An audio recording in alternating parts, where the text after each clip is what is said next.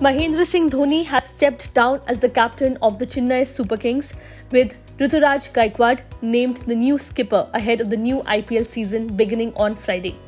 Dhoni, who led CSK to 5 IPL titles, will continue to be available as a player for the season and, barring any last-minute injury scares, will keep wickets against Royal Challengers Bengaluru on Friday. Though the move to change captain on the eve of the season may come as a surprise, behind the scenes the Super Kings have been grooming Gaikwad for the role. In 2022, days before the new season in Maharashtra, Dhoni had handed over the reins to Ravindra Jadeja. But the move backfired, with Jadeja stepping down as captain midway through the season and Dhoni taking charge again. And ahead of the 2023 IPL, CSK got Ben Stokes as captaincy option, but with the all-rounders struggling with fitness issues, they had turned their eyes on Gaikwad. Though the 27-year-old isn't a regular member of the India setup, the opener is admired all through the franchisee setup.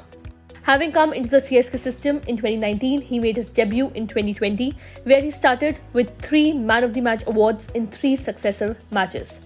Then in 2021, as Chennai won the 4th title, he was the orange cap holder. And since then, he established himself as a regular member of the side. During the 2022-23 domestic season, during Vijay Hazare Trophy campaign, Gaikwad spent considerable time with Dhoni, where the first steps were taken towards a change of guard.